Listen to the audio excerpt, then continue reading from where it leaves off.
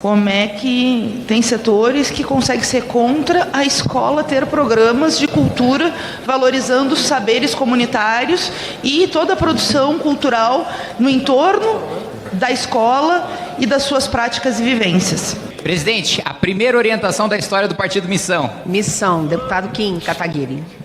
Senhora Presidente, com muita honra, utilizo esse microfone agora como líder da bancada de um só do Partido Missão. Eu quero falar sobre esse projeto. Primeiro, fui presidente da Comissão de Educação e as nossas crianças, elas não sabem ler, elas não sabem fazer conta de fração. Metade dos nossos estudantes de ensino médio são analfabetos funcionais. Metade tem uma nota no PISA que, segundo a OCDE, não é suficiente para você exercer a sua cidadania. Os nossos alunos precisam de foco em português e matemática, que é a base que se faz no mundo desenvolvido. O cobertor é curto, a gente precisa ter prioridade, a gente precisa focar no investimento, numa educação que sequer... Veja, os alunos sequer hoje têm a capacidade de interpretação para ter o acesso de qualidade e entender profundamente o acesso à cultura que está se propondo aqui. E o último ponto é uma lei sem eficácia porque não prevê sua auto-aplicação. Partido Missão orienta não. Está encerrada a votação. Sim, 290, não 147. Aprovado.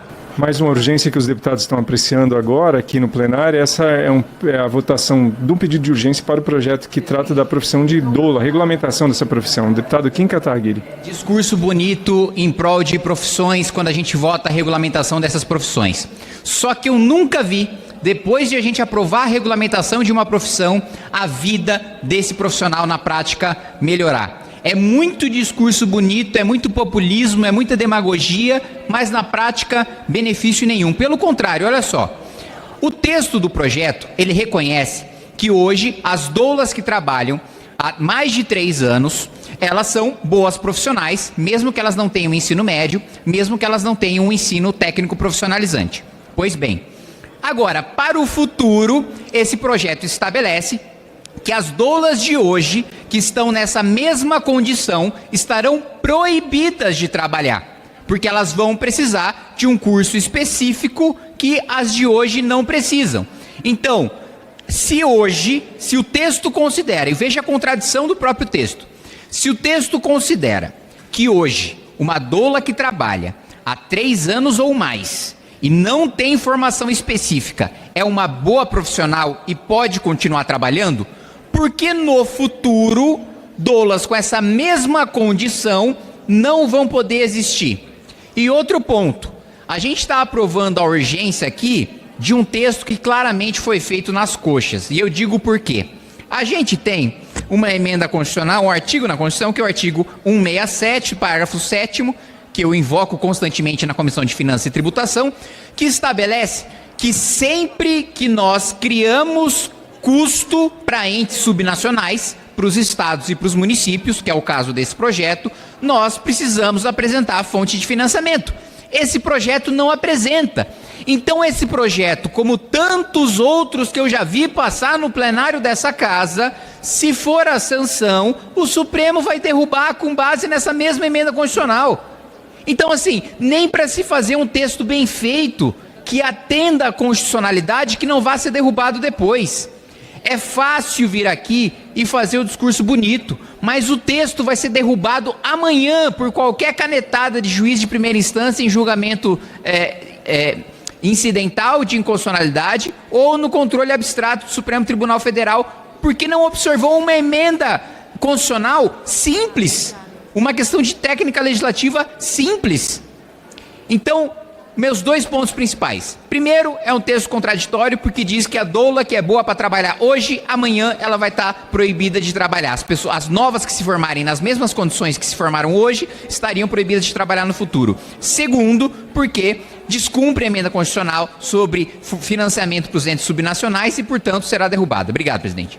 Que aqui muitos vão recorrer à tecnicalidade, dizer que é por um motivo meramente regimental que não vai se regulamentar uma profissão que é absolutamente necessária para o cuidado das gestantes brasileiras. E mais, elas já estão na tabela SUS, elas já estão em vários serviços de saúde do país. Então, o que nós estamos fazendo é garantindo justiça, é garantindo direito de profissionais que já trabalham e que já atuam dentro do Sistema Único de Saúde. Por isso, esse projeto é fundamental. Para orientar, deputado Kim Kataguiri, pelo Missão. Presidente, primeiro, todos os discursos a favor aqui, nenhum deles tratou sobre o texto do projeto. Nenhum. Parece que mesmo quem é a favor não leu. Nenhum dele tratou sobre nenhum dispositivo do projeto. Eu coloquei sobre o problema da Constituição, que vai fazer com que esse projeto não valha nada, mesmo para quem é a favor, vota a favor. O que adianta se amanhã vai cair por inconstitucionalidade? Qual que foi a resposta da deputada? Por uma questão meramente regimental. Não é nem o regimento, é a Constituição. É inacreditável ter que ensinar isso para uma deputada, mas na democracia a forma importa. Não é só o conteúdo. E se não for respeitada a forma, qualquer coisa aprovada é demagogia contra as doulas, porque a lei não vai valer. E ainda que a lei entre em vigor, nós estamos proibindo que várias doulas que hoje estão no mercado, que atuem há menos de 3 anos, possam continuar trabalhando. E exigir um curso que a gente não sabe quanto tempo vai durar, quanto vai custar, e vai elitizar o acesso a essa profissão e prejudicar essa profissão, razão pela qual a missão orienta não. Encerrada a votação. 380 sim, 57 não, uma abstenção. Está aprovado o projeto. Oi de novo, meus amigos, que eu amo de paixão. Oi, Laurinha. Presidente, mais uma vez, olha, eu vou puxar uma lista aqui da minha cabeça, projetos mais importantes que nós poderíamos estar votando no plenário da Câmara, que não a transferência da capital federal durante um dia, simbolicamente, para Salvador. Redução da maioridade penal, retirar o Supremo Tribunal Federal do Poder Judiciário, reduzindo drasticamente os poderes do ministro Supremo, fim de decisão monocrática, está pronto, o Senado mandou, o presidente quiser pautar agora, pauta, né? Mandato para ministro Supremo, fim de supersalário, PEC contra IPVA, aumento de pena de furto, roubo e receptação, que eu já aprovei aqui, já aprovei no Senado, só falta a última aprovação aqui, aumento de pena para estupro, para importunação sexual, para maus tratos a animais, acabar com progressão de regime, acabar com visita íntima, né? Colocar um limite, eu apresentei essa emenda constitucional, de que é proibido aumentar imposto. Se aumentar a arrecadação, precisa ser convocado um plebiscito para o povo decidir se eles recebem um cheque de volta na casa deles, ou se deixam o governo gastar aquele excesso de arrecadação. Gente, só de cabeça eu consigo puxar trocentos projetos mais importantes do que a gente está votando isso. Inclusive, a minha PEC anti-PVA limita os gastos com o parlamento. Porque eu acho que o parlamento está caro demais para ficar discutindo esse tipo de coisa, esse tipo de projeto. Não está valendo tudo isso. Está muito caro o Congresso para fazer esse trabalho, para ficar decidindo sobre esse tipo de pauta. Sinceramente, vossas excelências acham que não há matéria mais importante, que essa é a prioridade para ser levado para o plenário? Que não poderia aprovar numa comissão? Seria discutido na comissão, não sei, de turismo, de cultura, e aí aprova na comissão e manda direto para o Senado. Nós precisamos dos 513, seja levado para o colégio de líderes, sair do colégio de líderes, chegar para o presidente pautar, a gente mobilizar os 513 para votar a transferência simbólica do Distrito Federal da capital para Salvador. Eu entreguei a Wagner e Wagner fez. Aí às vezes as pessoas pensam, pô, que você não cansa? Pô, canso, todo dia eu canso. Eu acordo cansado, vou dormir cansado. Todos os dias. Estamos aqui, ó. Não sei lá, passou o quê? 1h30 de sessão. Estamos às 18h41. E a gente está aqui, vai começar a noite, a gente está votando a transferência simbólica da capital para Salvador. Que grande! Amanhã o Brasil entra para a OCDE. Amanhã a renda per capita do Brasil vai para o top 10, depois da grande aprovação da transferência simbólica da capital. Presidente, mais uma vez, nós temos 1 milhão de coisas mais importantes para a gente decidir. Mas beleza, durante um dia do ano, simbolicamente a capital será Salvador. Sobraram outros 364. Não quero fazer um pedido aqui para o relator, para que a gente adicione, eu quero aproveitar 2 dos 364. Um eu quero para Salto São Paulo, que é a cidade em que eu nasci. Outra eu quero para Indaiatuba, que é a cidade que eu fui criado, cidade do glorioso Primavera, que passou para a Série A do Paulista agora. Eu acho que em comemoração ao aumento da relevância do time da minha cidade, Indaiatuba, a gente deveria simbolicamente, pelo menos a gente escolhe qual que é o dia, um dia no ano a gente transferir simbolicamente a capital para lá. Partido Missão vota não. Obrigada. Então passamos à votação. Aqueles que forem pela aprovação permaneçam como se acham. Em votação a redação final. Aqueles que forem pela aprovação permaneçam como se acham. Aprovada. A matéria vai ao Senado Federal. Essa vinculação, ela existe e é de 5%. O que a gente está propondo nesse projeto é que passe para 6%. Então é falácia dizer que vai defender política da mulher, combater feminicídio se não colocar dinheiro. Portanto, eu peço aos nossos pares que votem a favor. É sim ao texto, não ao destaque. Deputado Kim Kataguiri, pelo Missão. Senhor presidente, nós discutimos um projeto parecido na Comissão de Segurança Pública sobre vincular parte do orçamento para determinada política pública e, dessa ocasião, eu estudei. Dos 20 países que possuem a maior segurança para mulheres, em que as mulheres são menos estupradas, são menos agredidas e são menos mortas, nenhum deles possui vinculação orçamentária. Nenhum. Zero. A deputada Soraya argumenta e diz a verdade quando fala que já é vinculado. Sim, não deveria ser. Ela quer aumentar de 5 para 6, eu quero diminuir de 5 para 0. Nós temos uma divergência fundamental de visão de mundo, porque não é o que funciona no mundo desenvolvido. A gente fica inventando vinculação. Vamos viver um colapso em 2027 justamente porque as despesas obrigatórias vão ultrapassar as discricionárias. Se a gente ficar carimbando verba do executivo, fecha o executivo, a gente carimba quanto precisa ser em violência contra a mulher, quanto precisa ser em patrulha ambiental, quanto precisa ser para cada setor, como tem na nossa Constituição hoje, tem obrigação das despesas previdenciárias, tem obrigação de educação, tem obrigação de saúde, tem o pagamento de emendas parlamentares. Hoje, a cada R$10 que a gente paga de imposto, o presidente da República decide o destino de um. A gente está fazendo, para fazer uma analogia, um paralelo, a mesma coisa com o Fundo de Segurança Pública, razão pela qual a orientação da missão é não. Está encerrada a votação. Vamos ao resultado. 408 votos sim, 13 votos não. Aprovada. Senhor presidente. A matéria vai ao Senado Federal. Vai. Eu só quero fazer... Vamos registrar aqui o voto contrário. Não, eu quero pedir o tempo de representação da missão. Presidente, enquanto vai ter tempo, mais um tempo de representação para nós escutar, presidente. A missão tem a palavra, nobre deputado Kim Kataguiri.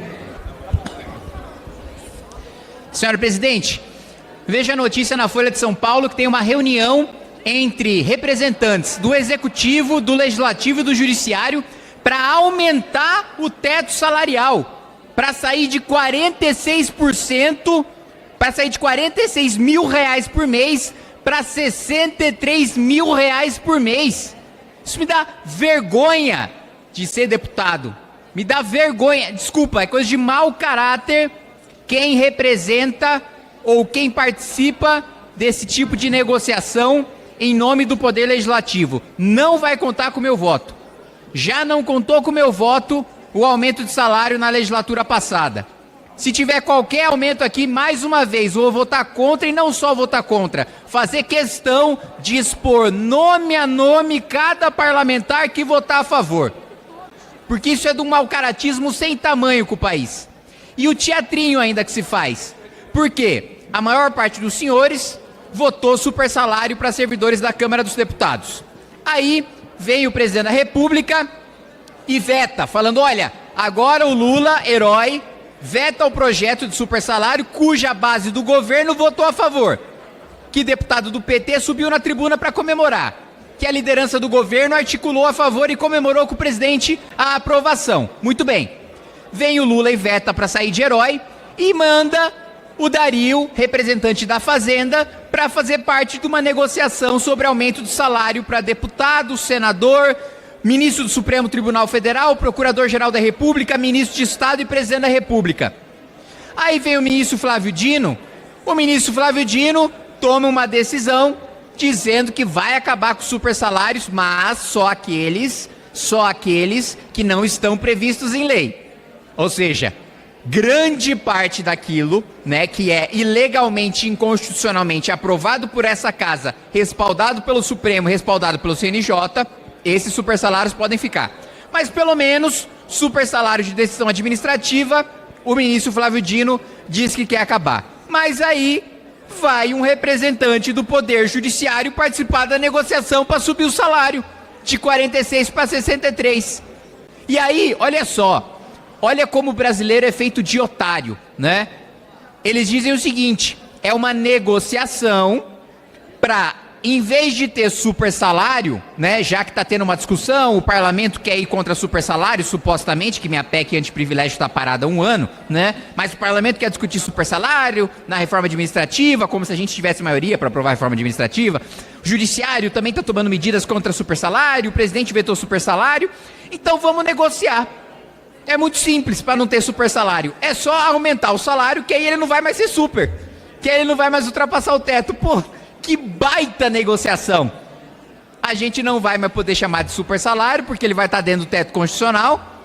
E aí, olha, não, a gente acaba aqui com o auxílio moradia, a gente acaba com o auxílio livro, auxílio iPhone, auxílio iPad e tantas bizarrices que eu já vi tribunais de justiça fora.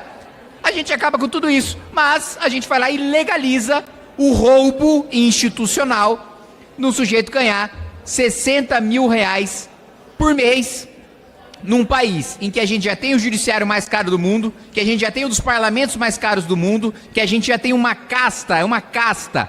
E aqui eu quero deixar muito claro o meu posicionamento. Banco Mundial, organizações sérias internacionais, quando estudam o Brasil, eles chegam à constatação de que a gente não tem muito funcionário público. A gente tem menos funcionário público do que países desenvolvidos. Mas nós temos uma quantidade pequena de funcionários públicos que concentram a maior parte dos salários em termos proporcionais. Muita gente no topo ganhando muito, quando o servidor público municipal, em média, ganha 5% a menos do que a iniciativa privada. Os servidores privilegiados estão em outra casta, e principalmente membros de poder. E eu falo isso porque eu dou exemplo. Eu falo isso porque da cota parlamentar, que poderia utilizar, porque eu já vi a juíza, a advogada do juiz do trabalho, ex-juiz do trabalho, dizer: gente, com 46 mil reais não dá para comprar uma água, não dá para comprar um lanche.